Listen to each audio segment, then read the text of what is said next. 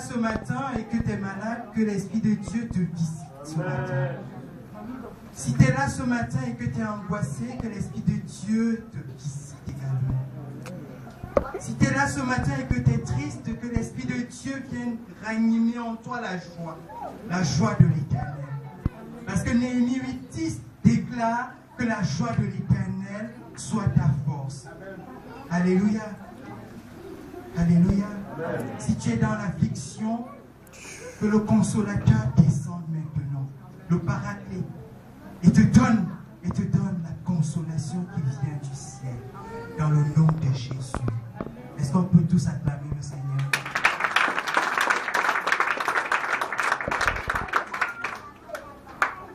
Et bien aimé, c'est la semaine de la jeunesse. La semaine de la jeunesse tire vers sa fin. Et je tiens à souligner que la jeunesse, c'est une question d'état d'esprit. Ça va peut-être choquer certaines personnes, mais je tiens à dire que si la jeunesse est une question d'état d'esprit, ça veut dire que, comme disaient certaines personnes, on est jeune de 7 à 77 ans. Alléluia. Et donc dans la salle, nous n'avons que des jeunes ce soir. Alléluia. Alléluia. Et donc, considère que tu es jeune ce soir. Alléluia. C'est pas parce que tu as dépassé l'âge de 40 ans, de 50 ans, de 60 ans que tu vas te considérer walou walou. Non. Considère-toi jeune cet après-midi. Amen. Que Dieu te bénisse parce que tu es jeune. Alléluia. Que le Seigneur te donne la force du buffle parce que tu es jeune.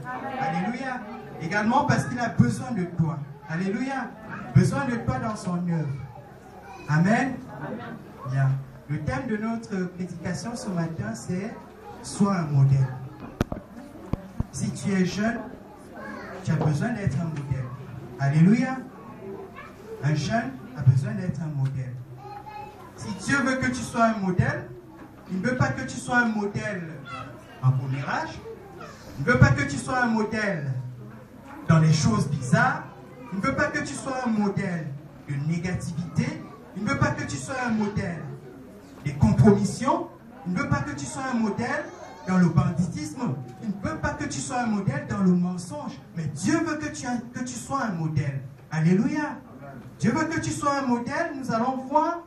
Dieu s'adressait à Timothée par rapport à cela. Timothée était un jeune. Timothée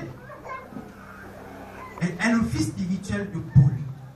Pourquoi? Parce que Timothée a été engendré par le ministère de Paul. La Bible nous dit que Timothée a été converti lors du premier voyage missionnaire de Paul. Alléluia.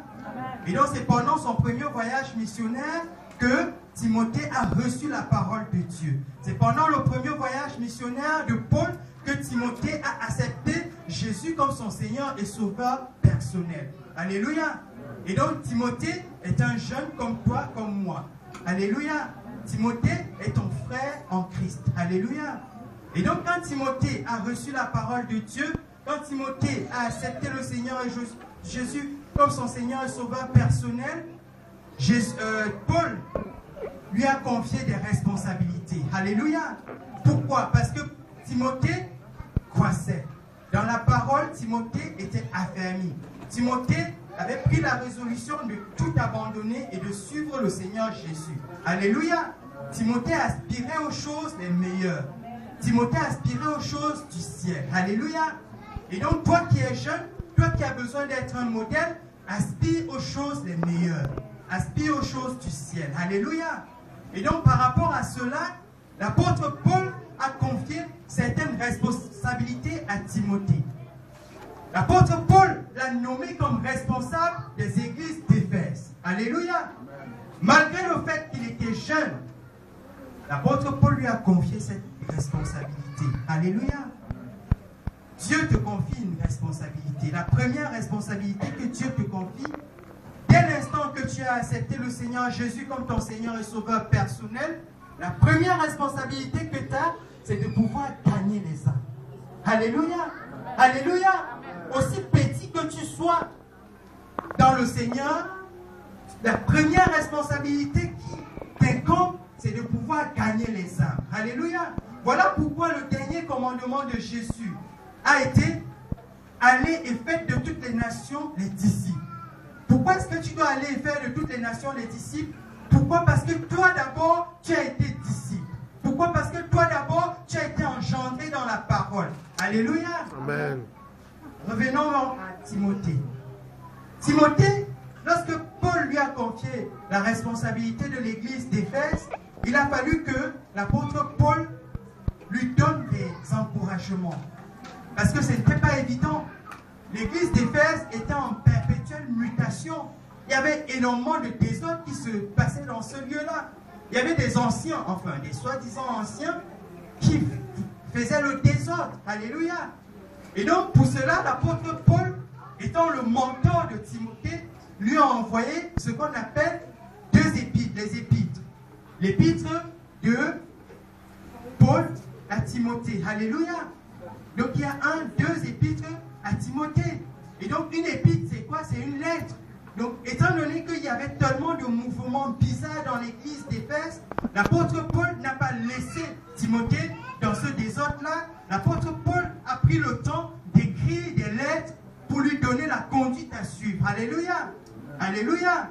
Donc pour que tu sois un modèle, tu dois avoir un référent. Alléluia. Timothée avait pour référent l'apôtre Paul. Alléluia. Et toi, qui est ton référent? Alléluia. Qui est ton référent? Timothée avait pour référent l'apôtre Paul et l'apôtre Paul avait pour référent Jésus de Nazareth.